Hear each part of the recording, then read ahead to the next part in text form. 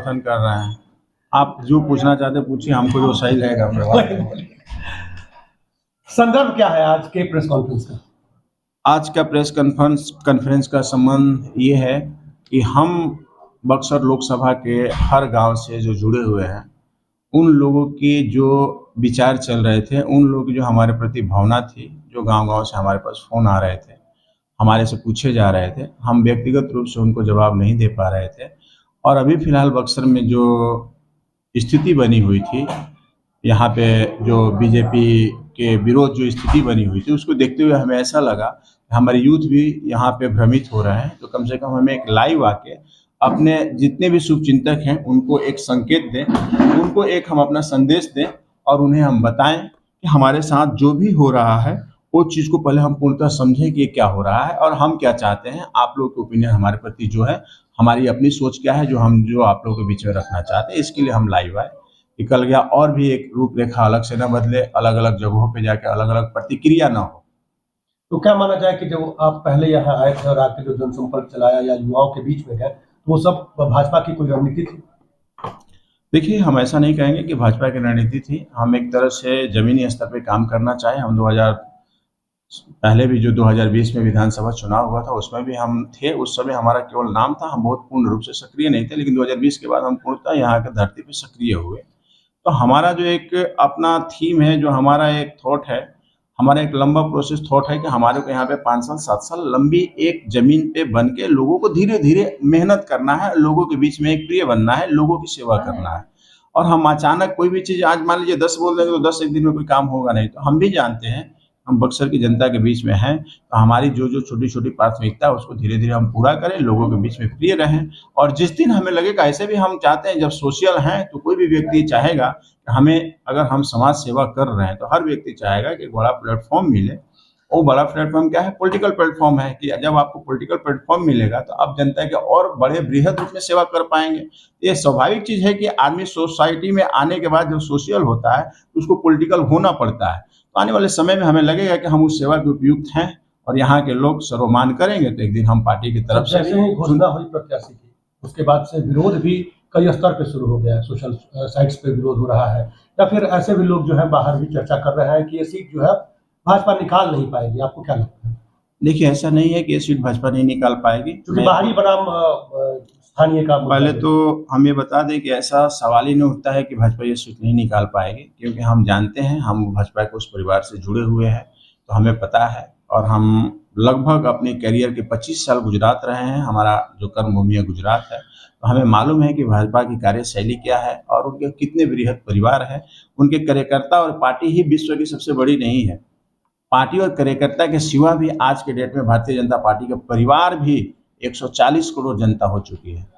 ये चीज़ अगर आपको देखना है तो गांव में घूमिए, पता चलेगा। तो हम ऐसा नहीं मानते हैं कि भाजपा की जीत नहीं होगी या कोई कंपटीशन। स्थानीय और बाहरी प्रत्याशी के संदर्भ में कहते हैं। देखिए, स्थानीय और बाहरी प्रत्याशी के पीछे इसका कारण हमारे स्थानीय लोग ही हैं। ये सच्चाई है, क्योंकि हम इसमें भारतीय जनता पार्टी को बिल्कुल नहीं रोप या प्रत्यारोप लगाएंगे। इसका एक सीधा सा एग्जाम्पल है कि अब यहाँ के लोकल जो कार्यकर्ता हैं, लोकल जो लोग हैं, जब यहाँ पे विरोध किए सिटिंग कैंडिडेट का, तो उसको पार्टी ने सीरियसली लिया और सुना।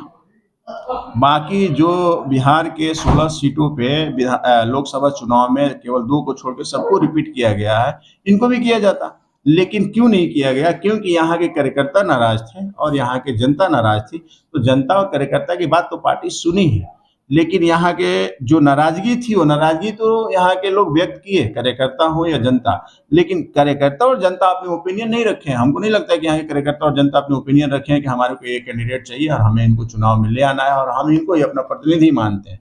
अगर ऐसा करते तो शायद हमको लगता है पार्टी वो भी निर्णय लेती। जो आपके जैसे लोग यहाँ मौजूद हैं और आप इतना काम कर रहे हैं, तो फिर दरकिनार कर इन सबको और किसी को बाहर से ला देना, ये कहाँ तक? देखिए, एक बात बता रहा हूँ, रही बात, हम एक सामाजिक जो भी है सोशल एक्टिविटी में हैं, पार्टी के हम एक बहुत छोटे कार्यकर्ता के तौर पे हूँ, हमारे ऊपर कोई बहुत बड़ी जिम्मेवारी बिहार पे नहीं है। तो हम जो काम कर रहे हैं, हमारा एक अपना थीम है, अपना तरीका है। हम पार्टी के यहाँ के जो लोकल कार्यकर्ता है, वो कार्यकर्ता की अपनी एक अलग भूमिका है। उस भूमिका में शायद हम किसी के सब लोगों के बीच में सटीक नहीं बैठे होंगे, और रही बात हमने भी उस सब चीज़ों पे बहुत ध्यान नहीं दिया। हमें सोचते हैं कि अपना जिस दिन काम बोलेगा हम काम करेंगे, हम सही दिशा में चलेंगे, तो आज नहीं तो कल कोई ना कोई सुनेगा, हमारा कोई ना कोई पार्टी का शीर्ष नेता इसको देखेगा और उस पे अमल करेगा, तो हम उस पे आगे आएंगे। आखिरी सवाल ये है कि जो प्रत्याशी आ रहे हैं, विरोध अलग की बात है, आप क्या संदेश देंगे? क्या भाजपा के इस प्रत्याशी का समर्थन या फिर इनके प्रति प्रचार प्रसार जो इनका है? हम तो आपको पहले ही बता दिए कि भारतीय जनता पार्टी के जो शीर्ष नेतृत्व का यहाँ पे निर्णय है, उस निर्णय का हम स्वागत करते हैं। प्रतिनिधि कोई भी आए, बिहार से आए या बिहार से बाहर का आए, हमें स्वागत करना है। और हम ये सोचते हैं कि बिहार के भी बाहर से आए तो हम उसको एक भाजपा का परिवार समझ के उसे स्वागत करेंगे।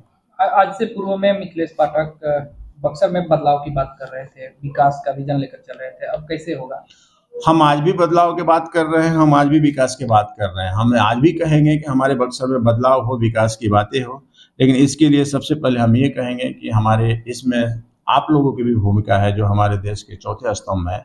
आप लोगों की भी इसमें भूमिका है। आप लोगों को भी चयनित करना पड़ेगा कि हमारे समाज में ऐसे लोग हैं जिनको हमें समाज में एकजुट होकर उनको मानना पड़ेगा। जब तक हमारे बक्सर के लोग एकजुट नहीं होंगे, एक विचार एक दूसरे के साथ जुड़कर सहमति नहीं बनाएंगे, तब तक हमें नहीं लगता है कि बाहरी लोग आके या कोई भी व्यक्ति आके आपका विकास करेगा। आपकी जो समस्या सुनेगा उसी का समाधान होगा ना। लेकिन यहाँ पे हम हजारों लोग हजारों अलग अलग समस्या बताते हैं, तो कितनी समस्याओं का समाधान होगा? हम लोग को पहले अपने सबको मिलकर एक समस्या बनानी है कि हमारी सबकी बेसिक समस्या ये है। और जब बेसिक समस्या आप सरकार के पास रखेंगे और उस चीज को करेंगे, तो शायद हमको लगता है समझौता होगा और इसकी सुनवाई होगी। और हमारा ऐसा नहीं है, जिस तरह से आज बनारस का विकास हुआ है, जिस तरह से काशी काशी बन गया, उस तरह से हमको भी लगता है कि बक्सर जिस तरह से मिनी काशी समझे, तो इसका भी विकास होगा। बशर्ते हमें सही नेतृत्वकर्ता की जरूरत है। और हमें उम्मीद है कि इस बार जनता जो भी प्रतिनिधि आएंगे उनको अपनी जो भी समस्या अपने एजेंडा में शामिल करके उनको बार बार याद दिलाएगी और प्रयत्न करेगी कि भाई हमारी ये समस्या का समाधान आपके कार्यकाल में हो।